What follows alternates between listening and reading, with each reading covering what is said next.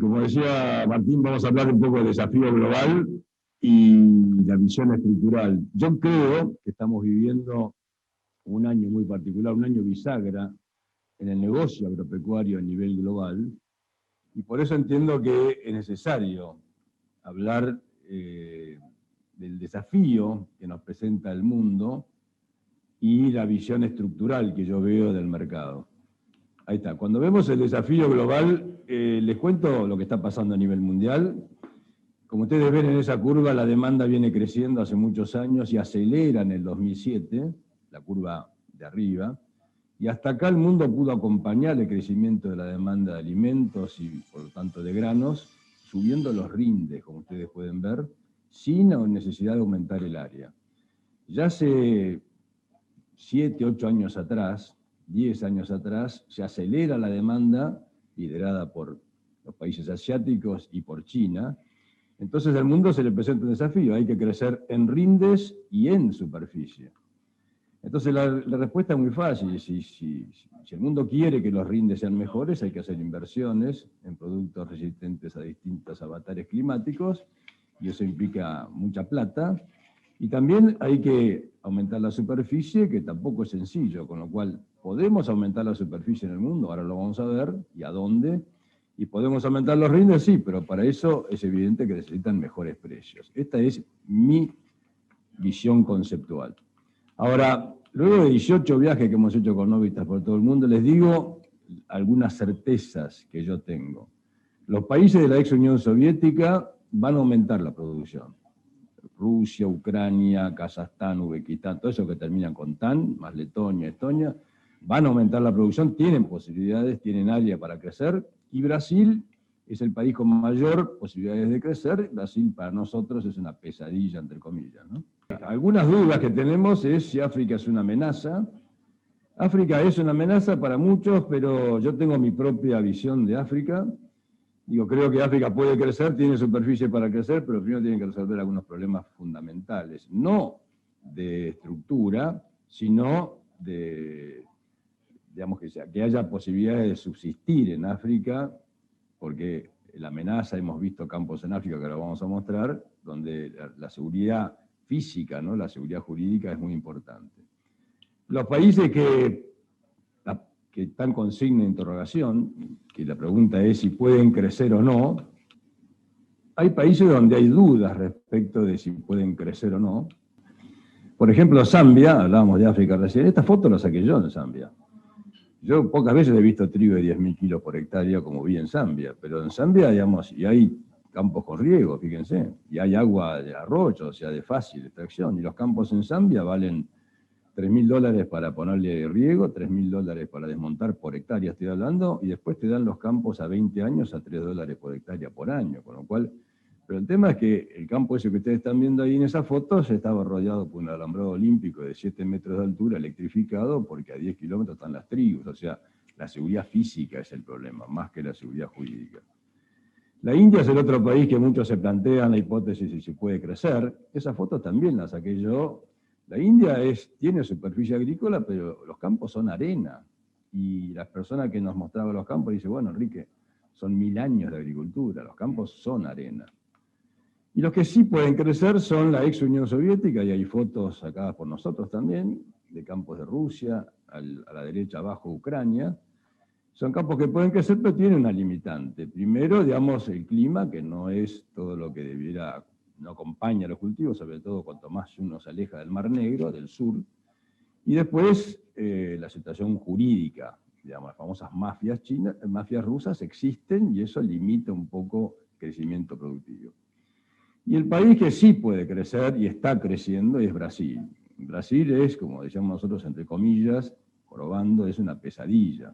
Esta es la famosa postal del Mato Grosso. Abajo ves una foto de ustedes del 19 de febrero del 2019, que estamos un grupo que visitamos el Mato Grosso, de 30 y pico de personas, y atrás hay un maíz de segunda sembrado arriba de la soja.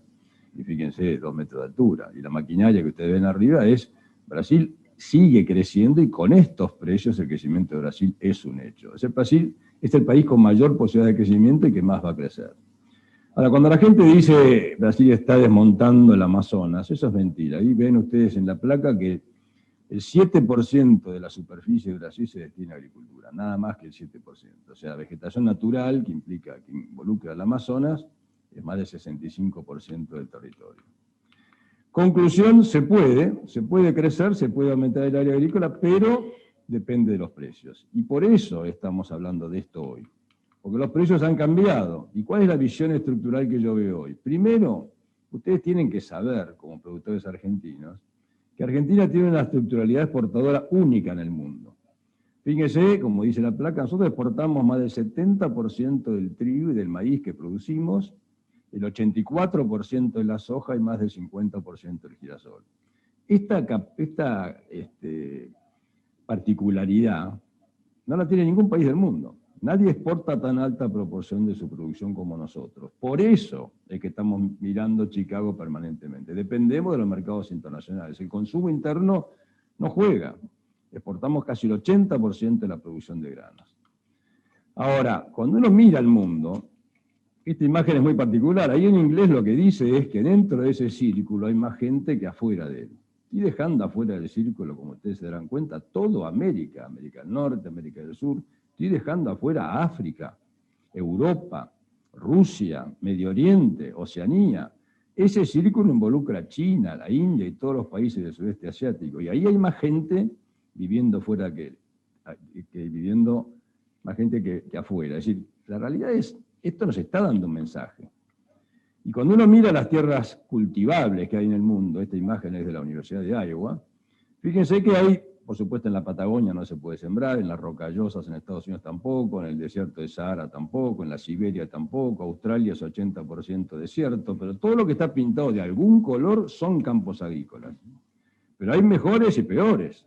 Los mejores campos son los que están en verdecito claro, que son el cinturón sojero maicero americano, la pampa húmeda argentina y Ucrania y sur de Rusia sobre el Mar Negro. Ahí están los mejores campos del mundo. Entonces, ¿qué pasa con China, que es la aspiradora mundial de alimentos y este año nos sorprendió, ahora importando no solamente soja en gran escala, sino maíz, cebada, sorgo y hasta trigo? Y que China, al país al cual visitamos 4 veces, fue la primera misión empresarial china, fue la nuestra en el 2004, hace ya unos cuantos años. Fíjense que China tiene una superficie de 120 millones de hectáreas y no puede crecer. Es más, tiene que reemplazar las tierras de Heilongjiang, de la Manchuria, en la provincia de Heilongjiang y Jilin, al noreste de China, por sembrar en el desierto. No es lo mismo. Así que cuando ustedes vean esa foto de que China está aumentando la producción en el desierto, es porque están quitando las mejores tierras agrícolas para urbanizar y hacer fábricas. Los chinos deben pensar, te vendo computadoras, te compro soja. Son chinos, no son tontos, está claro, ¿no? Así que, y hace 3 años yo decía en las charlas, y muchos de ustedes han escuchado, que China define el mercado granario como una cuestión geopolítica. Bueno, este año eso quedó claramente demostrado. Por eso, cuando yo decía, de un lado estaba Trump, cuando asumió, ¿se acuerdan?, construyendo un muro para dividir Estados Unidos de México y dándole las espaldas a Latinoamérica, el amigo Xi Jinping está construyendo un puente y viene con el changuito buscando comida a Sudamérica con los bolsillos llenos de dólares. Esta es la foto actual.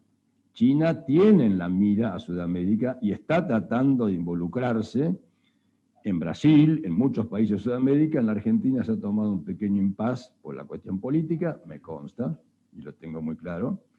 Pero esta es la situación del mundo. Y además hay que tener cuidado y ser conscientes, yo no sé si hay conciencia total, de que estamos ante un cambio de hegemonía en el siglo XXI. Estados Unidos ha sido durante el siglo XX el país hegemónico, el líder mundial. China va camino a superarlo. Y no lo digo yo, lo dice el Fondo Monetario, lo dice el Banco Mundial, que dicen que en 3 años más, esto por supuesto siempre es discutible, China va a ser la primera potencia mundial, pero este cuadro no solamente me está diciendo ese dato, que superaría a Estados Unidos, sino que si ustedes prestan atención, de los 10 países más grandes del mundo, 4 van a estar en Asia. O sea, acá estamos viendo no solamente una lucha por liderazgo entre Estados Unidos y China, sino un cambio del eje más importante del mundo a los países asiáticos, que para nosotros, que somos un país productor de alimentos, no es un tema menor. ¿Por qué? Porque China y otros 14 países, los 10 países que involucran al grupo ASEAN, que es el sudeste asiático, a lo cual visitamos también oportunamente, que son Tailandia, Malasia, Indonesia, Vietnam, Filipinas, Singapur, más Japón y Corea del Sur, más Australia y Nueva Zelanda, han decidido hacer el bloque regional más grande del mundo, que tiene el 30% del PBI. ¿Y cuál es la buena noticia para nosotros, los argentinos? Que todos los países son, sacando Australia, que es excedentario en carnes y trigo y cebada, y Nueva Zelanda en lechería, el resto son todos países deficitarios en alimentos. Y si crece el PBI, y crece el PBI per cápita, que es el objetivo de formar este bloque regional, eso va a generar mejores hábitos de consumo y mayor demanda de alimentos. Esta es la buena noticia. Con lo cual, y además, la gente de Goldman Sachs, que es uno de los fondos de inversión más, esto es una buena noticia para plantear en este año tan difícil como marcaba Martín, ¿no? La gente de Goldman Sachs dice que está en nacimiento un nuevo superciclo de los commodities. Interesante, ¿no? No se refiere solamente al trigo, maíz y soja, se refiere al petróleo, al cobre, el oro, la plata. Pero esta es la visión que esta gente tiene. Así que, y para terminar, vamos al caso particular del trigo, ya que estamos en el bloque de trigo. En el trigo, ustedes tienen que entender que el 50% de la demanda mundial está en el norte de África, Medio Oriente, y ahí arriba está la Unión Europea con tremendos subsidios al trigo, y Rusia, Ucrania, que producen suficiente como para abastecer a esa demanda del norte de África, Medio Oriente. Nosotros vamos lejos. Después está el 33% de la demanda mundial está en el sudeste asiático, y enfrente está Australia, y por el Pacífico llegan Estados Unidos y Canadá, que les alcanza para abastecer esa demanda. Con lo cual nosotros nos complica llegar al norte de África o al sudeste asiático. Este año le vendimos trigo a Indonesia, le vendimos trigo a Vietnam, porque Australia tuvo un fracaso productivo los últimos 2 años. Este año ya no. Con lo cual hay que tener cuidado, porque el trigo es un grano muy político, y hay que ser conscientes de que el 12% de la demanda mundial está en Sudamérica, y el único país que nos compra trigo en Sudamérica en buena escala es Brasil. Chile le compra más trigo a Estados Unidos que a nosotros, Perú lo mismo, Colombia lo mismo, Bolivia lo mismo. Es decir, en algo estamos fallando en cuanto a políticas estructurales. Y después les doy como último dato, para terminar el bloque, cómo ha ido cambiando la estructura del mercado desde el punto de vista de la oferta y la demanda. Rusia era el 5º productor mundial, exportador mundial, y pasó a ser el primer exportador mundial cómodamente en 4 campañas. Esto lo mostramos en el Congreso a Todo Trigo, oportunamente. Rusia hoy es el principal exportador mundial de trigo y superó al segundo por un 50%. Esto es un desafío para nosotros. Fíjense que Argentina está en el 6º puesto. Como exportadores somos, digamos, no somos tan determinantes como nosotros creemos. Ahora, la buena noticia es que la contracara de esta realidad es lo que está pasando del lado de la demanda. Fíjense, Indonesia, 8º puesto, como fue creciendo como importador de trigo hasta ubicarse cómodamente en el 2º puesto, y ahora aparece Bangladesh, la gente no sabe ni dónde queda Bangladesh, aparece Filipinas, aparecen los países asiáticos. ¿Cuál es la buena novedad? Para terminar con este bloque estructural vinculado con el trigo, que los países del sudeste asiático empiezan a cambiar su dieta y mutan del arroz al pan. Esto es una buena noticia para el trigo. Bueno, ahí le vendimos trigo a Indonesia este año, sí, es cierto, pero no estaba Australia, o sea que cuidado con el mercado de trigo. Estamos lejos de los centros de consumo y además es el producto más político que hay en el mundo.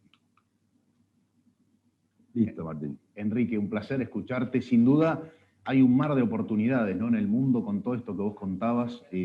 Apasionante escuchar cómo se mueve, cómo se ha movido, cómo ha evolucionado tanto la producción como la demanda a nivel mundial. Así que ojalá podamos capturar parte de esto, ¿no?, de que el mundo nos ofrece, y si pudiéramos subirnos a este tren de demandas en lo que principalmente produce Argentina, que son productos de origen agropecuario, realmente podría cambiar muchísimas cosas, ¿no? Ojalá que podamos capturar parte de esta oportunidad.